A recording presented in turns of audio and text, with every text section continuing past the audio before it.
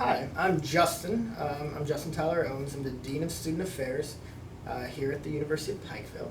I've been here now for 3 years serving our students. The majority of my job is here to make sure the students are safe, secure, enjoy their time at the University of Pikeville, but also really to support the academic mission. So my job here is very complex and interwoven throughout all of campus. But basically, my main job is to help the students and to be an advocate for the students. So that is who I am, and that's what I do here. You have a wide variety of engagement on campus. Mm-hmm. I mean, from maybe a 2 o'clock in the morning phone call about a troubled student to lots of administrative stuff, of budgets and all this kind of stuff. Mm-hmm. So I suspect Justin Tyler, as a child, you did not say, hey, this is what I'm going to do with my life. As a kid, Mm-hmm. what did you want to do? Well, first off, as my parents tell me, apparently I wanted to be a drummer, and that clearly I failed at that miserably right off the bat. I'll just tell you that that's true. My musical gifts are not as sound as my brother's, so let's just say that went out pretty quickly. But after that, from a young age, it was either an engineer or a doctor. And as time progressed, it really leaned towards being a doctor. I wanted to be either a surgeon or a dentist, actually. My older brother serves as a dentist up in central Pennsylvania, and I thought about opening a practice with him. My mom worked for a dentist. We had those individuals in our lives most of our childhood, and it seemed like a great path for us. So my older brother pursued it, and I got to a point that I decided not to. So obviously that's a great goal, to kind of work in the family, be a Mm-hmm. dentist or an engineer. But what spurred you to the path that you're on now? I would probably say it was college in general. I was one of those individuals in high school that high school studying came easily. I was an athlete, multiple sports, trying to always be involved and engaged outside of the classroom. And that was a trend that actually carried through college. I was very involved outside of the classroom. I served as an RA, a summer conference assistant. I was involved with SGA, Greek life, just really highly involved on my undergraduate campus. And I realized, though, after some time of being in the classroom, that my love was not for what I was studying, but it was actually what I was engaging with on campus. It was the interactions that I had with other individuals, the joy I brought individuals through some of the activities that we were putting on, the happiness when you see somebody make those connections, and also when you see somebody struggling and they have that aha moment or that moment of gratitude when you really change their life. So my heart changed at that moment. I went from knowing what I wanted to be to not, and having to ask a lot of questions of a lot of brilliant people that helped steer me in this pathway. So today, when you think about all that you do, and how would you maybe even try to put in a sentence what you feel like your call is for life? In a sentence, my call is to really impact others. My whole purpose, I would say at this point in my life, is to make sure I am that individual that helps facilitate others' growth. So it's not about me anymore. In younger days, all of my education and my experiences, I had individuals that were focused on me and making sure that I grew and had those opportunities and those mentors that were in my life. But at this stage in my life, I have the privilege to serve others and be that mentor for others and help them make those connections. So in a sentence, my calling is to help others pursue their happiness and find their joy. Really admirable, by always putting other people ahead of you, particularly now you can engage these students and connect with them in ways that other people helped you. Mm-hmm. So obviously, great student or athlete, very involved here on campus. So you have a wide variety of opportunities even for yourself. So when you think about like dream job, right? Mm-hmm. What would be a dream job for you? Well, let's take a step back from that a little bit. I'm currently serving in my dream job of when I was 22, 23 years old. And at that age, I was leaving a Bachelor of Science degree after some great conversations with some brilliant people on campus. The most inspirational moment that led me to this seat now would be a barbecue around the 4th of July with a lot of the directors and professional staff on campus, where the president came through and other individuals at my undergraduate institution. And they said, "So Justin, we're trying to figure out your why. Why are you studying science? Clearly you don't love it. You're complaining about it. You're complaining about your 3-hour labs and all this other stuff. But how do you make an impact? Why do you enjoy this? Why are you doing X, Y, and Z?" And I was struck. I was lost at that moment. And I'm like, I don't know. I do it because I know that's what I'm supposed to do. I thought that was my calling. But focusing on my why, focusing on why I'm doing it, what I love, what brings me that inner peace and that satisfaction and joy out of life was what I was doing outside the classroom. So that spurred me into a different career path altogether, from being an RA to going into grad school. And after leaving that undergraduate program and starting my master's program, I set some goals.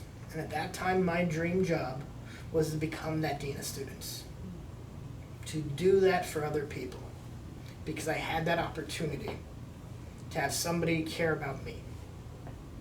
And I have family that care and all that, but when you're talking about professional goals and aspirations and that advice that you're getting from somebody that has done it, it really changes who you are. And at that moment I said, I want to be a dean of students.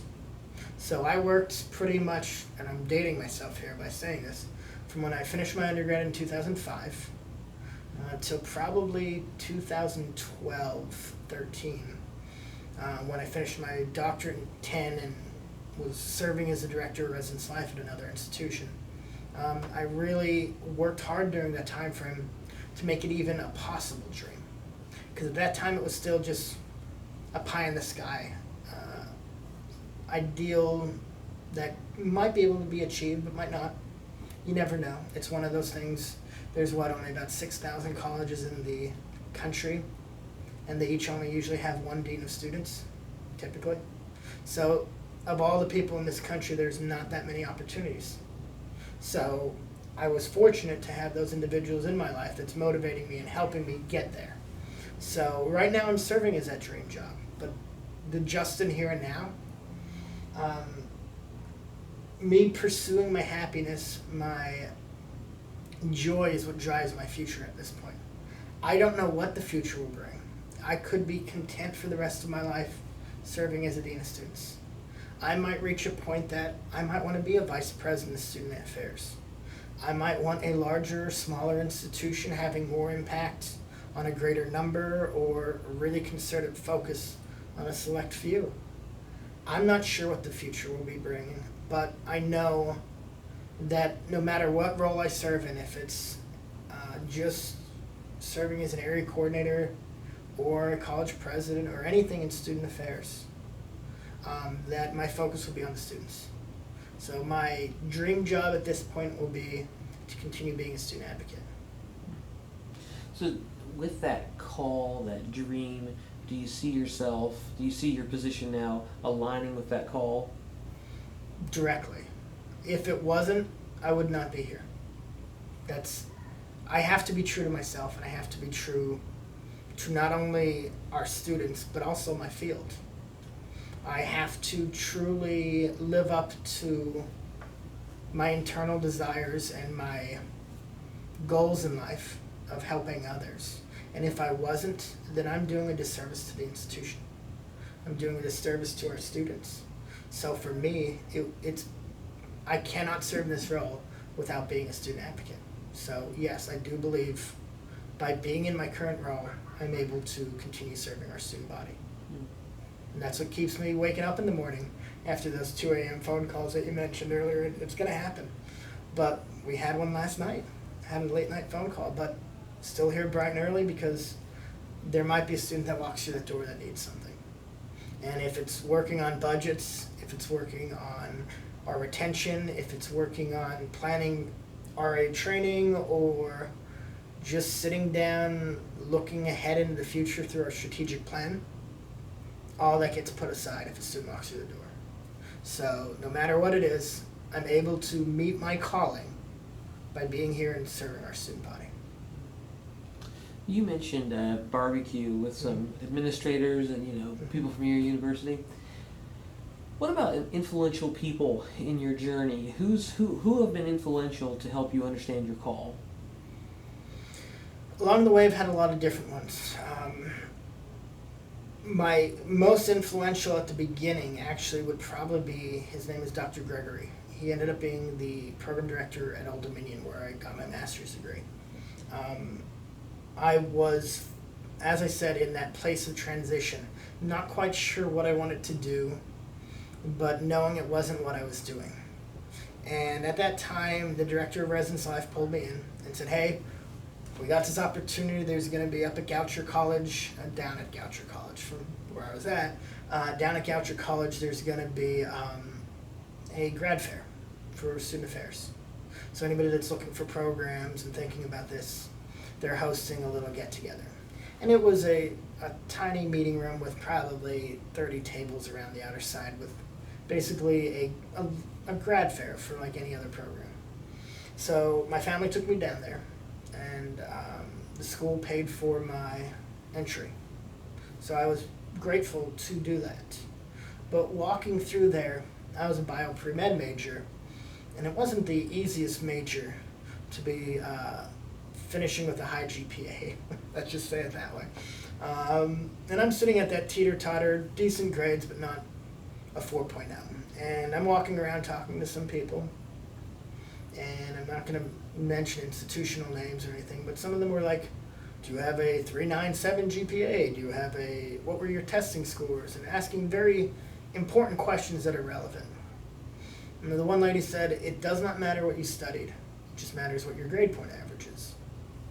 And I'm like, well, I would argue that there is a difference between what you study and how you apply it versus, and where you get that degree, versus just a number with that reflects your past.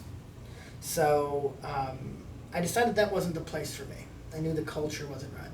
So I'm walking around the room, and I see this gentleman that sees me, makes eye contact, walks away from his table and comes over and talks with me. Escorts me back to his table and has a conversation, asks a little bit about me. We talk a little bit about rugby. We talk a little bit about what I did and where I studied. And he said, Jay told me you were coming. So that was Dr. Gregory talking to me, my program director. He studied with my college president of my undergrad. So I had two people looking out for me that day, directing me down a path to be successful. That connection made me feel committed to that institution. So that was one of the schools that I applied for, but that's where my heart lied. And I knew that traveling down to Virginia Beach was right for me. I remember going and crossing the Chesapeake Bay Bridge Tunnel as a young boy and saying to my family, oh, I'm going to go to school here so I can be on the beach all the time. And there was just something that called me to that region before I met that man. But when I met that man, I knew it was right. And I had that sense of being able to go there and feel at home because of how that man was. So that man helped direct me down a pathway and helped me make the transition, which is not normal, to go from a master's straight into a doc program. So he was my first influential person. President Lemons was the other. President Lemons, throughout my whole career, if I've had questions at different points, I've reached out to him. He now is actually a consultant for higher education, but he is one of those men that I aspire to become. He is the reason I could see myself one day maybe being a college president, because of how he led. So that was my first introduction to maybe having that desire to be a college president. After him, after the two of those gentlemen, I ended up going down to Clemson to finish up my doctoral work. And I studied under a man named Tony Tony Coughlin. He's the head of the program down there. He ended up being my dissertation chair. He's the man that gave me a perspective on student affairs that allowed you to have both a balance for your personal and professional life, enjoy what you're doing while still inspiring others. That man really took me under his wing and helped me get to this point in my life, and he's been there if I needed to text him at any point of the time just to get some feedback or just to hear from him. So those three gentlemen have been inspirational to me. Since then, every job I've served in, I've been serving underneath someone else. And I've had influential individuals that have been my supervisors and mentors along the way. Previously, I've worked with Father Rickel, Christina Gelati, who now serves as Dean of Students at another institution, George Joseph, who was the Executive Vice President at my last institution. Currently, I have both Dr. Webb and Dr. Worth. All of these individuals give me feedback regularly. They have given me the ability to be confident in what I do and give me enough guidance to get to where they are at in the future. So all of these individuals, it's never just one that has been influential for your career. But if I had to just say one person, it'd probably be either my mom or my dad, honestly, because they're the ones that have been there through thick and thin and listening and giving feedback the whole way. We have the career, but you can't be a person in a job without being a person and being truly there for others.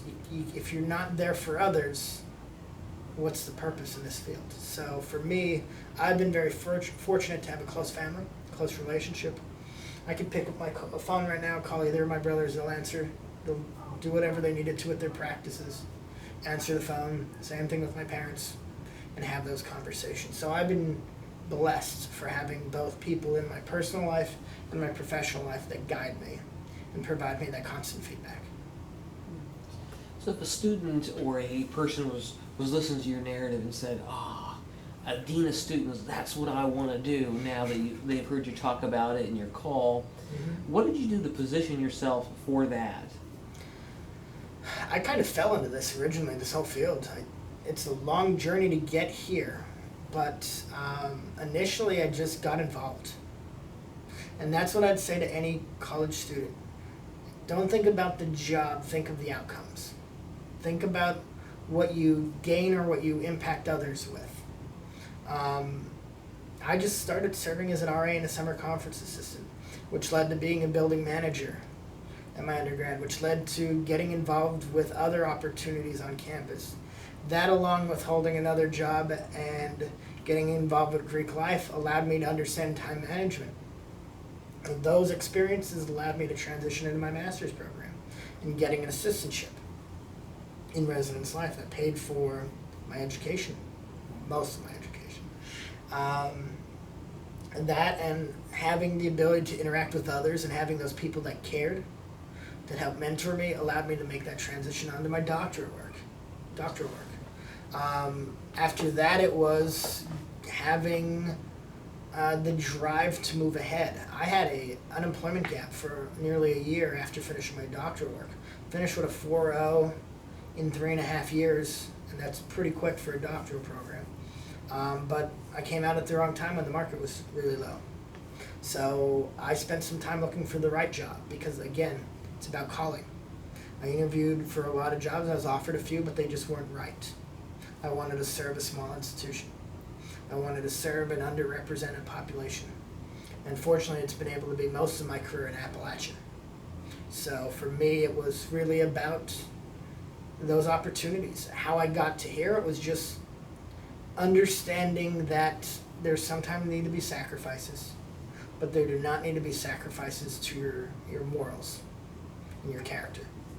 And sometimes there needs to be that commitment to others at all times. Part of that is having a strong work ethic and understanding that sometimes you might need to put in a 60-hour work week and do what it takes to get the job done. Sometimes it's taking that constructive criticism that you agree or disagree with and learning something from it. So I believe the way I've prepared myself for here is having time management skills, having a strong work ethic, having a drive and setting some goals. But honestly, I wouldn't have been able to do any of it without having others that really help support me along the way. Because at any point, one of those individuals could have just been like, this isn't right for you, and changed my career path. But I've been fortunate. So what I've done is continue to work hard and be focused on my goals and be flexible and adjustable. When things come up, adjust. Learn from it. Always be an active learner. Try to learn as much as you can from a given situation and use that knowledge to progress forwards. Obviously, as you're young and talented, life always has obstacles or challenges. How have you been able to navigate the obstacles and the challenges to kind of express your call? There's always going to be challenges. Life always provides challenge. And fortunately, as I've mentioned previously, it's that balance between challenge and support. And I've been very fortunate to have individuals that supported me. And it's their dedication to me that allowed me to be able to serve others. So it's like paying it forward, basically, with being able to impact other individuals. But how I deal with it is I try to learn from it. I try not to go to bed with it on my mind. I try to wake up with the desire to still achieve my goals and try to remain focused on what I'm doing and allow some of those other elements to just wash away. Finding that balance in life is important. It might involve some of your hobbies. It might involve going to the gym. It might involve going out in the woods and just sitting for a little bit.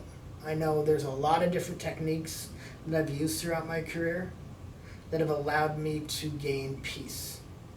And allowing myself to feel right inside allows me to serve others and do what's right. Because when you start to become negative, it impacts others. And it's not in a positive way. And I'm supposed to be here to motivate others, to impact others in a positive way. So for me to do my job, I have to be true to myself. So that's what I've done to address those challenges. When they arise, confront it head on, take ownership if I mess up, and learn from it. As a dean of students, sometimes you are really, a lot of times you are the buck stops with you when it comes to student conduct or behavior or all kinds of things. Mm-hmm. And so you have students in your office a lot. Yes, I do. And if a student comes in and says, hey, Dr. Owens, I am just trying to figure out what I'm supposed to do with my life, and what advice would you have for them? This has happened quite often, actually, especially last semester. We had quite a bit of people that just randomly walked in. Some of our strongest student leaders who we believe have everything together walk in like I did at that age, at that barbecue, not having a clue what I wanted to do. And they're at the same point. They're not finding joy and peace, is basically what we get to, is they're just not happy with what they're doing, or they're not being successful. But these are young, brilliant people that are gifted in something, each one of them having their own gifts, as we all do. I always talk to them about what are your natural abilities? What comes natural to you? Where are you gifted at? What were you blessed with having the ability to excel at naturally? And then I take it to the next level because I was gifted with science and math. What brings you joy? What is the one thing, not just with schoolwork, one thing in your life that brings you the most joy? How can you connect those two things is my next question. So what are you gifted at and what brings you joy? How can you merge those two ideas to move forward towards having joy and satisfaction while using what comes naturally to you? Because then you can identify your calling. And for me, that's what's actually come to be how I got here.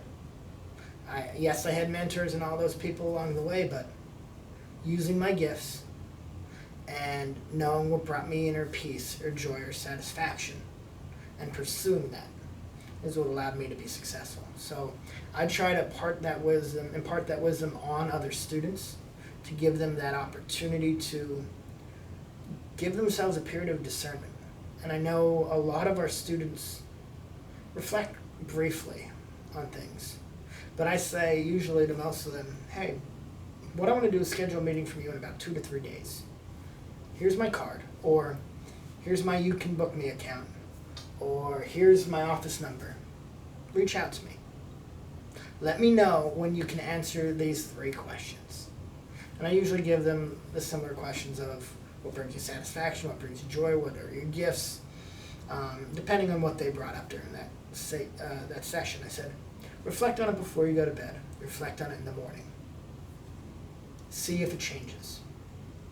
Sometimes you wake up with a different answer. Sometimes you'll have an aha moment in the middle of the day. Write those things down. Think about it for a couple of days. Keep it in the back of your mind. And let your conscious and subconscious work for you. So reflect on this and come back and let's talk about it. See where you're at. And then I usually give them the ability to go through it partially.